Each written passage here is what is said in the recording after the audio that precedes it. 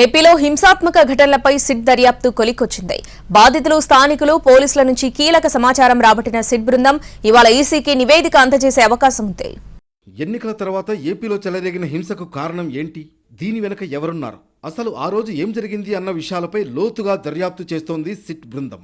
2 రోజులుగా పల్నాడు, తాడిపత్రి, తిరుపతిలో పర్యటిస్తున్న 13 మంది సభ్యులతో కూడిన సిట్ బృందం అల్లర్లపై కీలక వివరాలు సేకరించింది. పల్నాడు ఘర్షణలపై 36 గంటల పాటు దర్యాప్తు కొనసాగింది. నరసరావుపేటలోని ఎమ్మెల్యే గోపిరెడ్డి నివాసంతో పాటు పోలింగ్ రోజు పోలీసులు రబ్బర్ బుల్లెట్లు ప్రయోగించిన ప్రాంతాన్ని, మల్లమ్మ సెంటర్లో ఓ వాహనాన్ని తగలబెట్టిన ప్రాంతాన్ని సిట్ బృందం పరిశీలించింది. తాడిపత్రిలో రూరల్ పోలీస్ స్టేషన్లోనూ 10 గంటల పాటు సిట్ విచారణ కొనసాగింది. గొడవలకు సంబంధించి వీడియో ఫుటేజీలను పరిశీలించారు అధికారులు.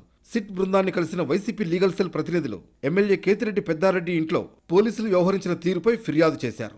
అటు చంద్రగిరిలో పోలింగ్ తర్వాత జరిగిన ఘర్షణలపై కూడా సిట్ ఫోకస్ చేసింది. టీడీపీ అభ్యర్థి పులివర్తి నానిని కూడా ప్రశ్నించింది. మహిళా యూనివర్సిటీ పోలీస్ స్టేషన్లో నమోదైన 8 కేసుల వివరాలపై ఆరా తీసింది. పులివర్తి నానిపై దాడి జరిగిన ప్రాంతంతో పాటు కూచువారిపల్లిలో సర్పంచ్ ఇంటిని పరిశీలించారు.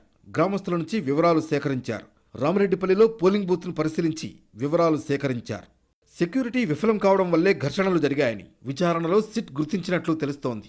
అల్లర్లకు సంబంధించి పలు ప్రాంతాల్లో దర్యాప్తును ముగించిన సిట్ ఇవాళ నివేదికను ఎన్నికల కమిషన్కు అందజేసే అవకాశం ఉంది.